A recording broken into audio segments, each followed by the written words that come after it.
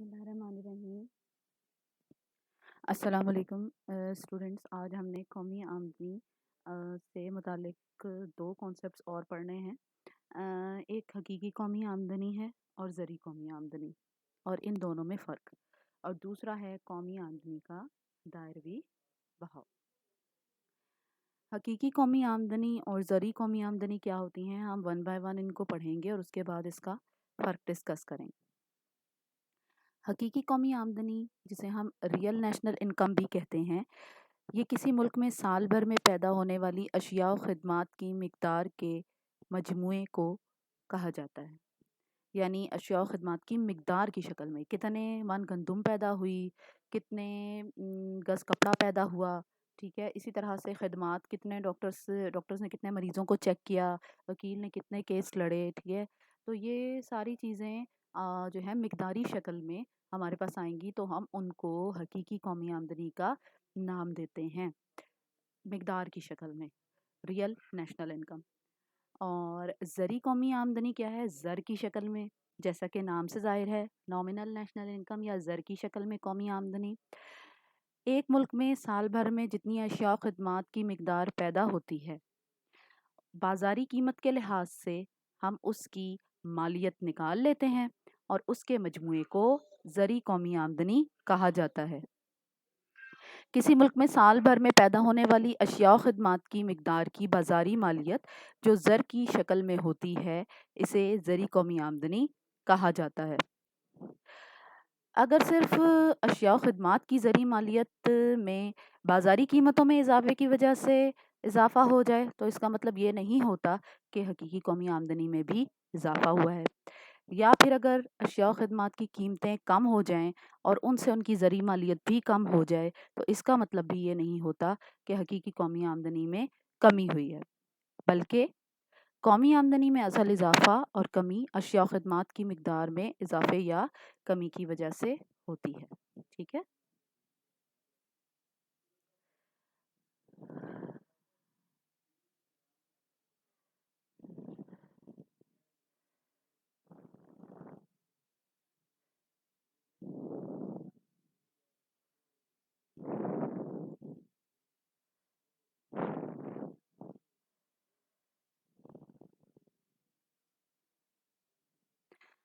یہاں پہ کیا بات ہو رہی ہے کہ اگر سال بھر میں جو اشیاء و خدمات کی مقدار پیدا ہو رہی ہے، اگر مقداری شکل میں ان میں اضافہ ہوتا ہے تو ہم کہیں گے کہ جی قومی آمدنی میں بھی اضافہ ہوا ہے، اور اگر اشیاء و خدمات کی مقدار کم ہوتی ہے تو ہم کہیں گے کہ قومی آمدنی میں کمی ہوئی ہے۔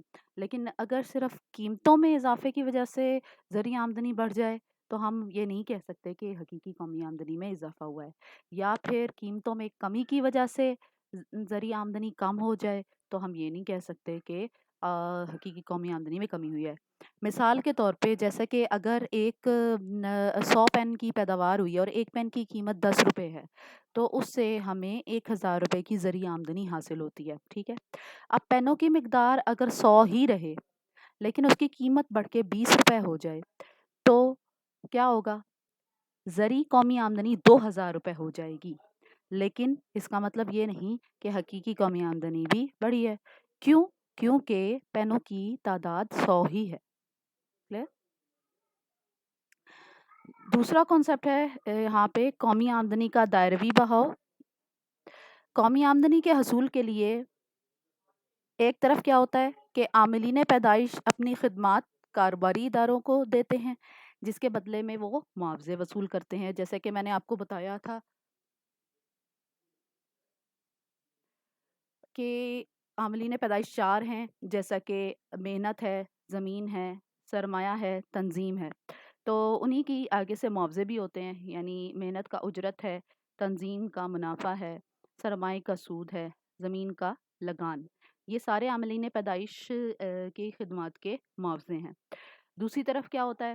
جب عاملین پیدائش اپنی خدمات کاروباری اداروں کو دیتے ہیں تو ان خدمات میں کیا ہوتا ہے کہ وہ اشیاء و خدمات پیدا کر رہے ہوتے ہیں، جیسے کہ اگر جوتوں کا کارخانہ ہے تو وہاں جوتوں کی پیداوار ہوگی، آٹے کی مل ہے تو وہاں آٹے کی پیداوار ہوگی، شوگر مل ہے تو وہاں چینی کی پیداوار ہوگی، یا زراعت کے شعبے میں کام کرنے والے افراد جو ہیں وہ فصلوں کی پیداوار کریں گے۔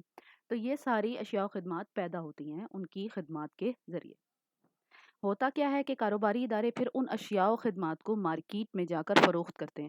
جیسے کہ آپ کو پتہ ہے کہ گندم کی پیداوار ہوئی ہے تو مارکیٹ میں جا کے وہ فروخت ہوگی. اب کیا ہے کہ عاملین پیدائش خود ہی صارفین بھی ہوتے ہیں. وہ جو اشیاء و خدمات پیدا کرتے ہیں ان کو وہ استعمال میں بھی لا رہے ہیں. ٹھیک ہے.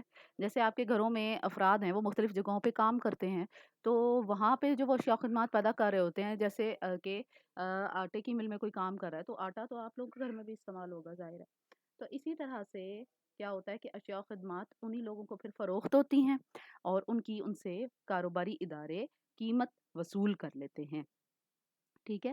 تو کیا ہو رہا ہے، ایک طرف عاملین پیدائش کاروباری اداروں کو اپنی خدمات دیتے ہیں اور بدلے میں اس کا معاوضہ وصول کرتے ہیں. دوسری طرف کاروباری ادارے عاملین پیدائش کی مدد سے جو اشیاء و خدمات پیدا کرتے ہیں وہ انہیں فروخت کر کے اس کی قیمت وصول کرتے ہیں. اس طرح سے قومی آمدنی کا دائری بہاؤ ایک دائرے کی شکل اختیار کر لیتا ہے، جو کہ آگے ہم ڈایاگرام میں دیکھ سکتے ہیں. قومی آمدنی کا دائروی بہاؤ یہاں پہ آپ دیکھ سکتے ہیں کہ ایک طرف کیا ہیں عاملین پیدائش، دوسری طرف ہیں کاروباری ادارے. ٹھیک ہے. کاروباری اداروں کو عاملین پیدائش اپنے خدمات پیش کرتے ہیں تو بدلے میں انہیں معاوضے ملتے ہیں. دوسری طرف کیا ہوتا ہے کہ کاروباری ادارے اشیاء و خدمات عاملین پیدائش کو فروخت کرتے ہیں اور ان سے اس کی قیمتیں وصول کرتے ہیں. ٹھیک ہے. تو اس طرح سے کیا ہوتا ہے کہ ایک طرف سے جو ہے وہ خدمات جا رہی ہیں عاملین سے اداروں کی طرف اور اس کے معاوضے جا رہے ہیں اداروں سے عاملین کی طرف. دوسری طرف کیا ہے، کاروباری اداروں یا فرموں کی طرف سے اشیاء و خدمات عاملین پیدائش کی طرف جا رہی ہیں اور عاملین پیدائش کی طرف سے ان کی قیمتیں کاروباری اداروں کی طرف جا رہی ہیں. اسے ہم کہتے ہیں قومی آمدنی کا دائروی بہاؤ. ٹھیک ہے. آج تک کے لیے اتنا ہی کانسیپٹ کافی ہے. نیکسٹ ہم اس میں قومی آمدنی کے پیمائش کے طریقے پڑھیں گے. ٹھیک. اللہ حافظ.